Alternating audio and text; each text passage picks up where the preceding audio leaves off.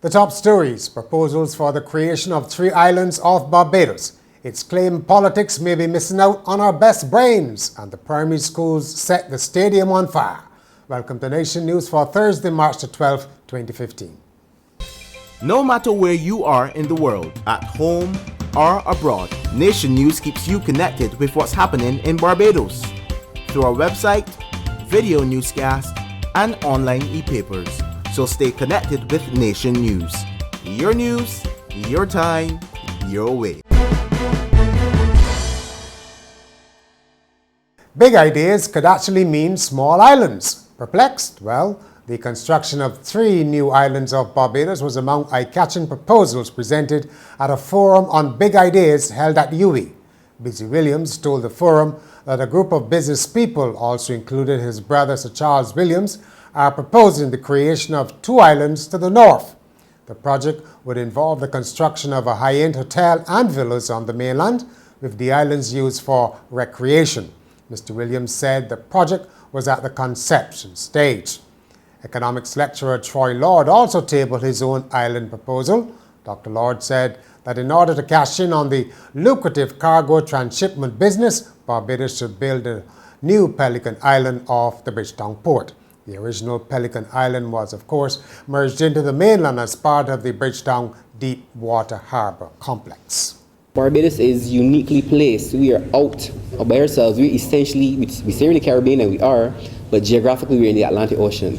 The first port of call on the western corridor from West Africa. Ships coming from the Middle East, they're going to come to Barbados first. Ships coming from Europe, we're the shortest point. This gives us a geographic advantage in terms of being a transshipment hub. What we require now, basically, of course, is some very innovative, very forward-looking thinking. I mentioned in my presentation, that's where I started from Pelican Island. In the 50s, what did we do? We filled up the space between the mainland and Pelican Island. That was in the 1950s. We did it already. We know how to do it. That was 1950s technology. We added 90 acres of land to Barbados by filling up the space so we can create that port that we have there in Fontebelle. As you may know, Busy Williams, the chairman of Williams Industries, is heavily involved in pushing green energy, and he used the opportunity at KFIL to again express his unhappiness about the time it has taken to open up the electricity market to competition. He wants the government to hasten promised legislation to allow the entry of independent power producers. Mr. Williams said that contrary to what he said were concerns from monopoly provider Barbados Light and Power that such a step could harm the grid, it would be a plus for Barbados. Mr. Williams said Barbados should fully embrace renewable energy. The developments over the last 10 years worldwide have put the sunbelt of this planet into a position where we can now wean ourselves off of the producers of oil, which we don't have any. And I'm not saying that I want to deprive the trainees of the little business with Barbados and so on.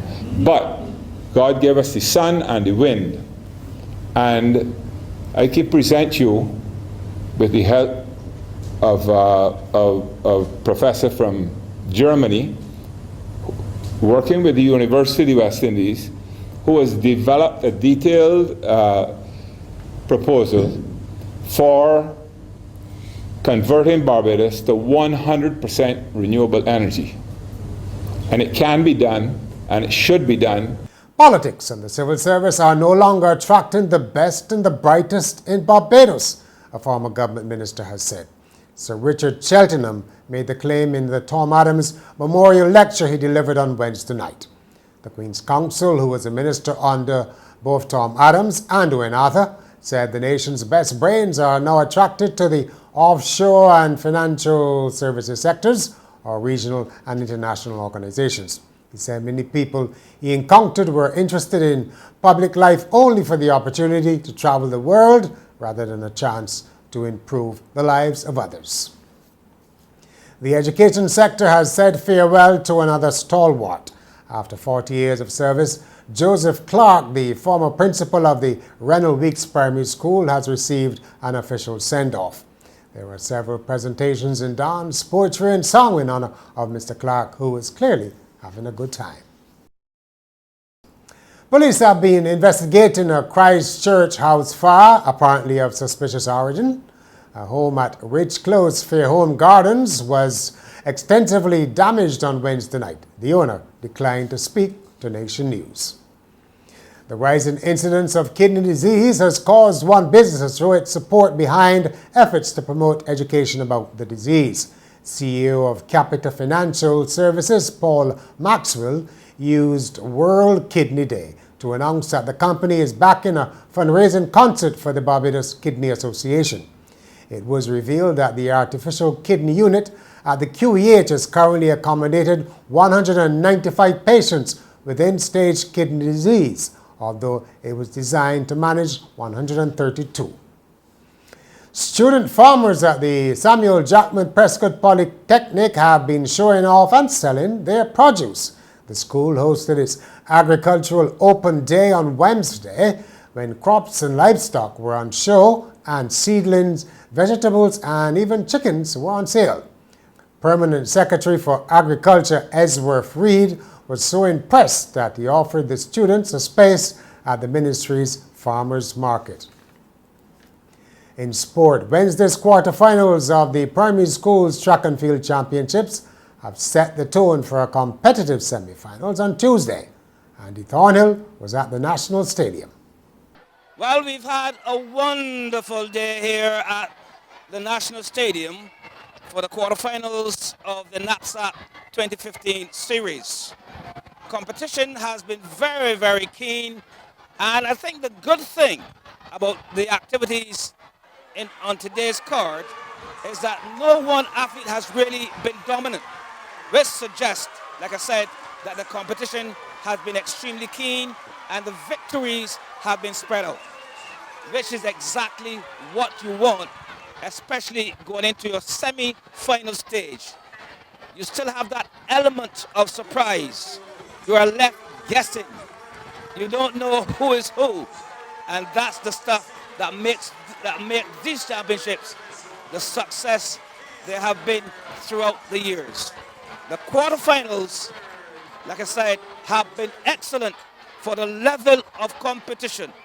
Yes, you've had the Walls, you've had the Newtons, you've had the Maps. You have people of that ilk who have delivered. But there are others like Sky Spencer Lane and Samaya Dell into the under 11s for the first time and learning the hard way. But that's the best way.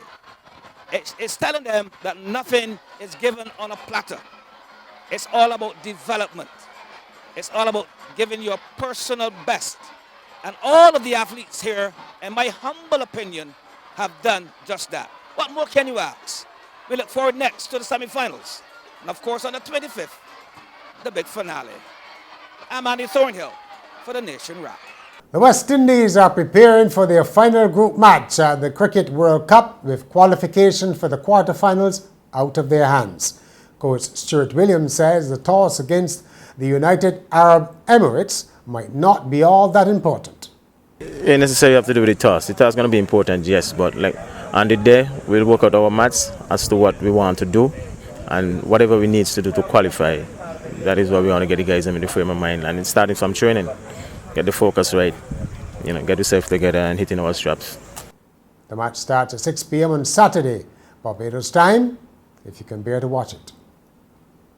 And finally, a 40-year-old widow in predominantly Muslim Indonesia has posted an advertisement online offering to marry a man who agrees to purchase her home without negotiating the price.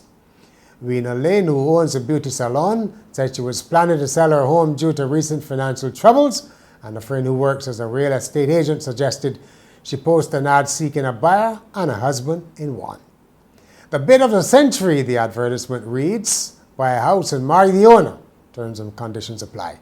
No negotiations. The cost, about $150,000. There's one other catch.